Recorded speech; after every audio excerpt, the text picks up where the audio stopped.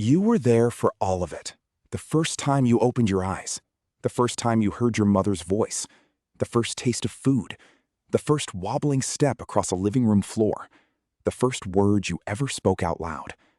You lived through every second of it, thousands of days, and you remember none of it. Not one moment.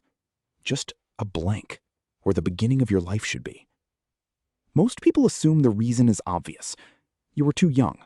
Your brain wasn't finished yet. There was nothing in there to do the remembering. But that's not quite right. And the truth is far stranger than you'd expect. Because your baby brain wasn't failing to record your life. It was recording all of it. The memories were made. They existed. And then something came along and tore them apart. In 1905, Sigmund Freud became the first person to give this strange gap a name. He called it infantile amnesia, the near total absence of memory from the first years of life. And for a long time, people assumed it meant babies simply couldn't form memories at all.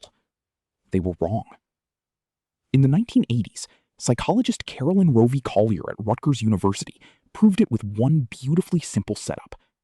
She tied a ribbon from a baby's ankle to a mobile hanging over the crib.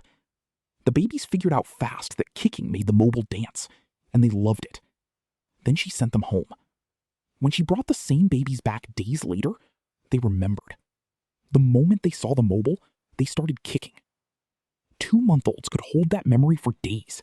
6-month-olds for weeks. So infant brains can learn. They can store. They can recall. The memories form. And then, by the time you grow up, every last trace of them is gone. For decades, no one could fully explain where they went. The first part of the answer is architecturally. Deep inside your brain sits a small, curved structure called the hippocampus. It's the engine of memory, the part that takes a lived moment, a birthday, a thunderstorm, a face, and binds it into an episode you can replay later. In an adult, the hippocampus works hand in hand with the prefrontal cortex to file experiences away and pull them back on demand. But in a baby, that whole system is barely built.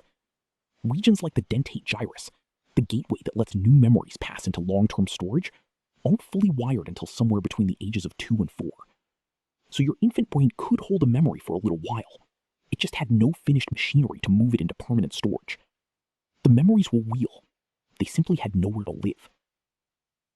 But that's only half the story. And honestly, what comes next is even stranger. Because in 2014, 2 neuroscientists in Toronto found something that flipped the whole question on its head. Sheena Jocelyn and Paul Frankland, working at the Hospital for Sick Children, had a hypothesis that sounded almost backwards. What if the very thing that builds a baby's brain is also the thing that erases its memories?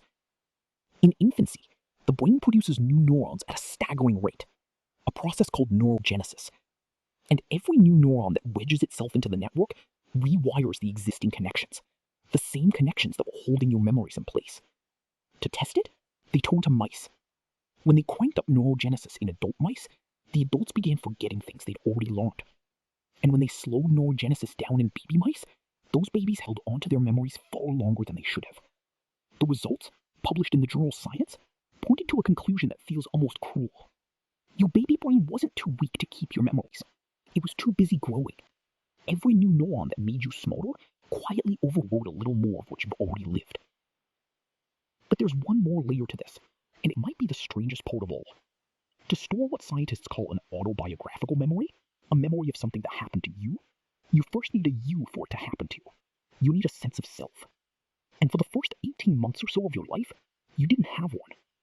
Developmental psychologists Mark Howe and Mary Courage argued in the 1990s that this missing self is a crucial piece of the puzzle. The classic way to test it is almost comically simple. You dab a spot of rouge on a baby's nose and sit them in front of a mirror. Before about 18 months, the baby looks at the reflection and treats it like another child, a stranger with a red nose.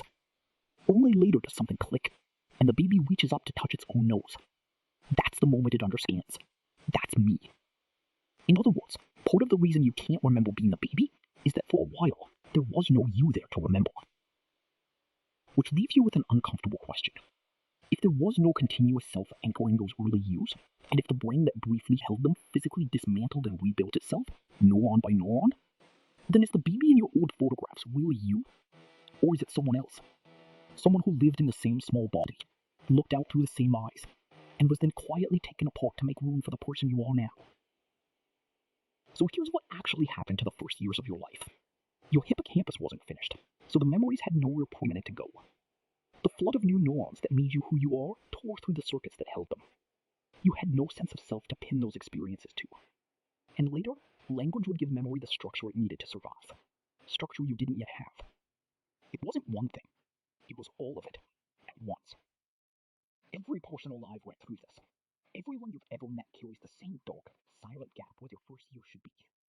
And the reason isn't that your brain was too simple or too broken to remember. It's that your brain was doing something far more important than remember.